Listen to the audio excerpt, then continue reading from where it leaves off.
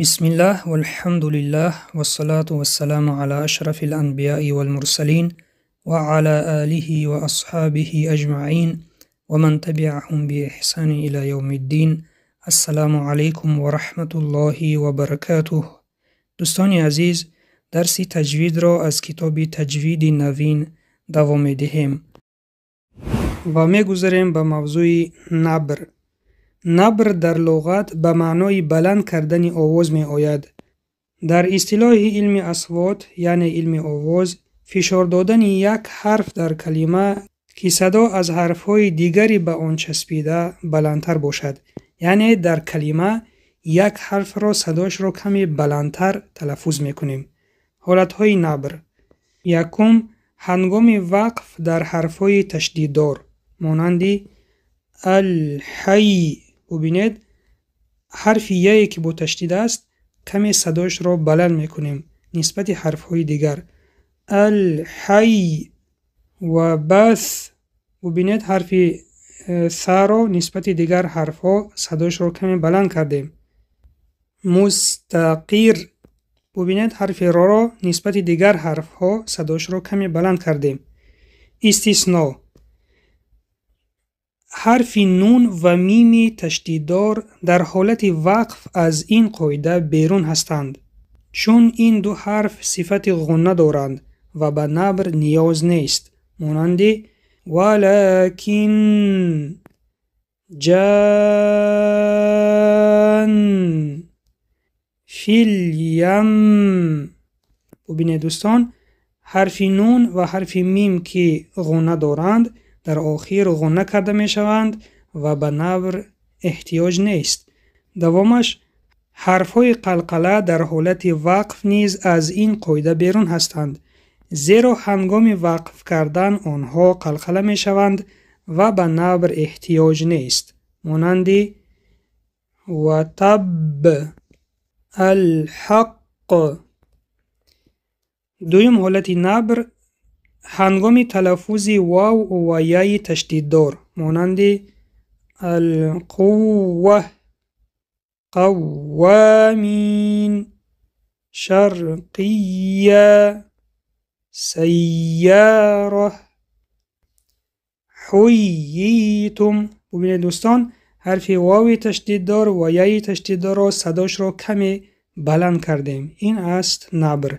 حالت سیوم، هنگامی بعد از حرف مد به حرف تشدیددار گذاشتن مانند دابه، الحاقه، وللضالین.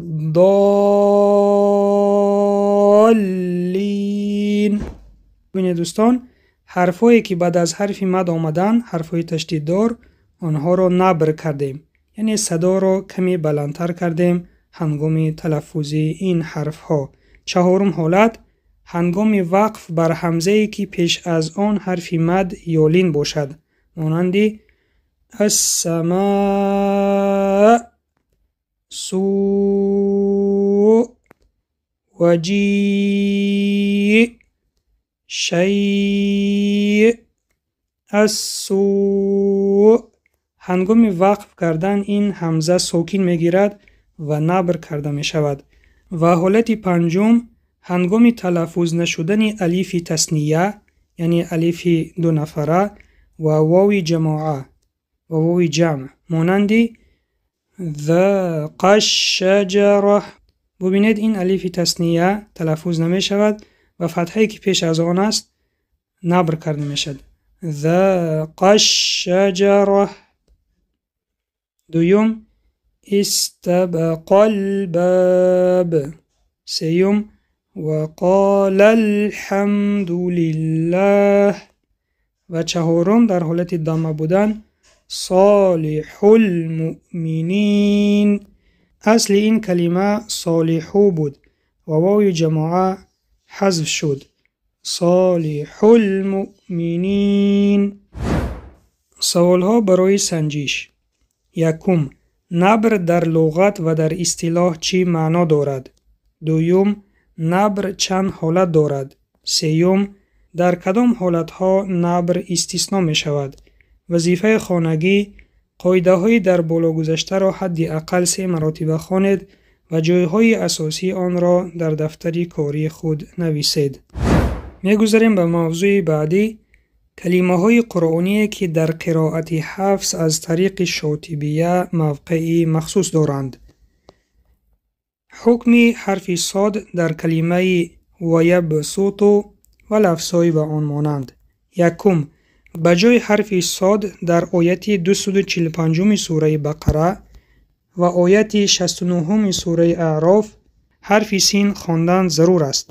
یعنی ببینید دوستان، در این کلمه ها حرف سین در بالای حرف صاد آمده است.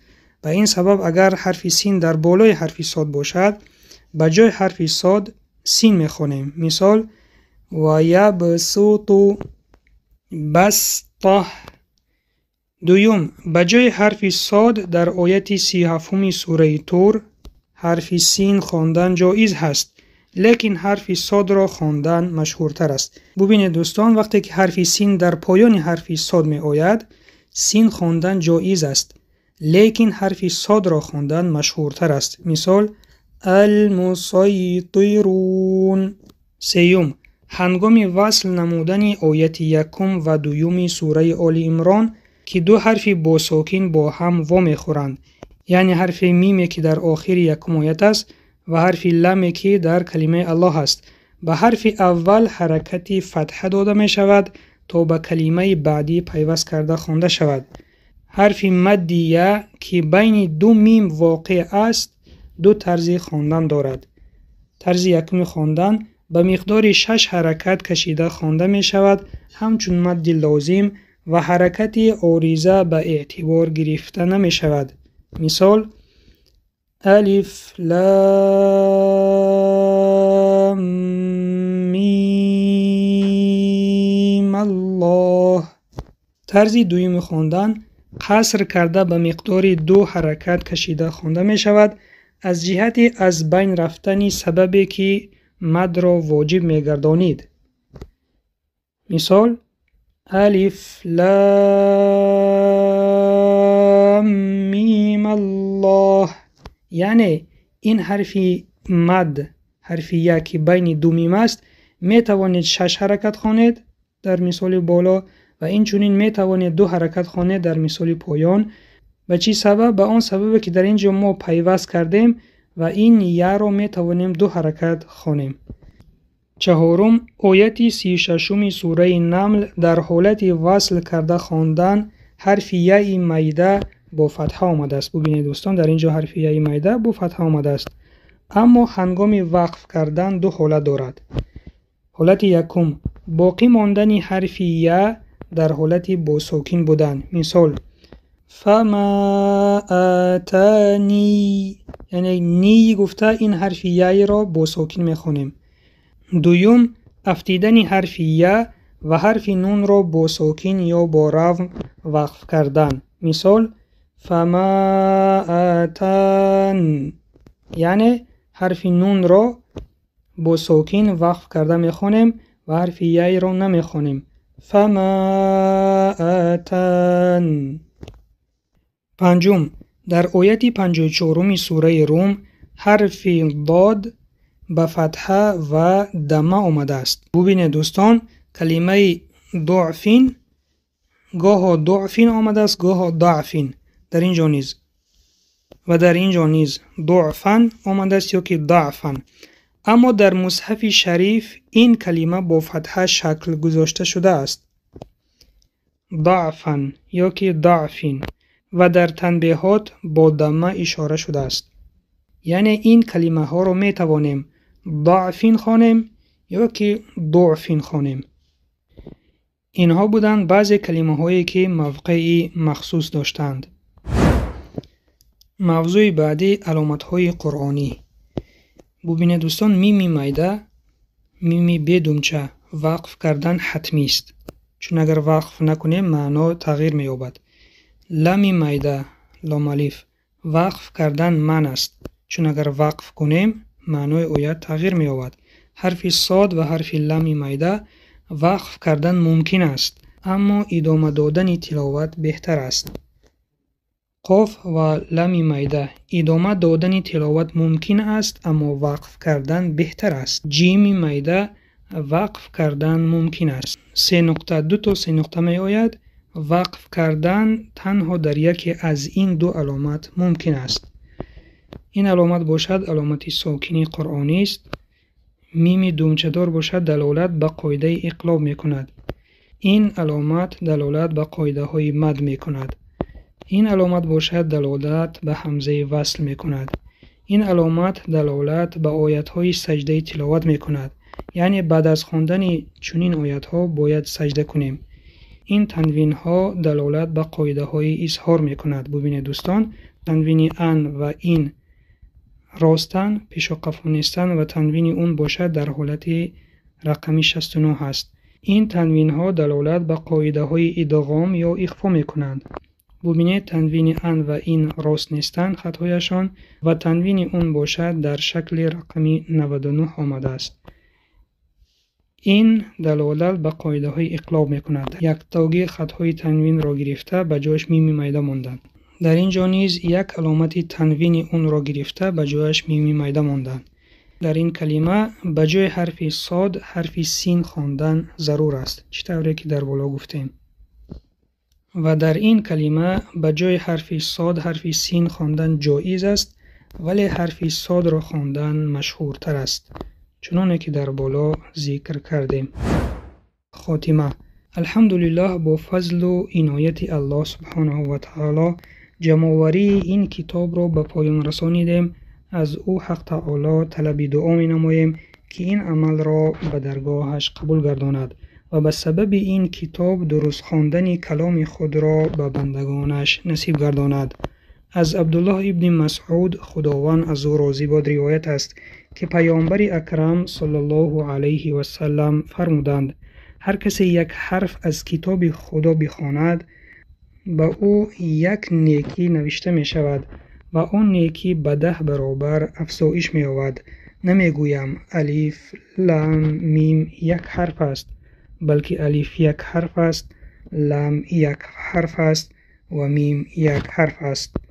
از مادرمان عایشه خداوند از او راضی باد روایت است که رسول الله صلی الله علیه و سلم فرمودند: کسی که در خواندن قرآن مهارت دارد روز قیامت منزلت مانند منزلت فرشتگان بزرگوار و نکوکار خواهد داشت و کسی که با لکنت زبان و به سختی آن را تلاوت نماید 2 پاداش دارد. دوستان عزیزم، نوابسته از آن که قرآن را با مشکلی ها و خطاگی های زیاد می خوانیم، حرکت کنیم طرز درست خواندن آن را آموخته در خواندن آن مهارت پیدا کنیم و به منزلت فرشتگان نکوکار برسیم.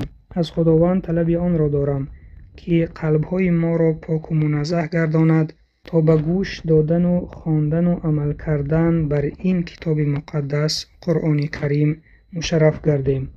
آمین. عزیزان، دعا را در حق ما و در حق آنانی که در این کار به ما کمک رسانیدند فراموش نکنید. همه درس های تجوید را در صحیفه ما در تلگرام می توانید در این سراغ دسترس کنید. اللهم اجعل القرآن العظيم ربيع قلوبنا ونور أبصارنا وشفاء صدورنا وجلاء أحزاننا وذهاب همومنا وغمومنا آمين يا رب العالمين. تمت بحمد الله رب العالمين. السلام عليكم ورحمة الله وبركاته.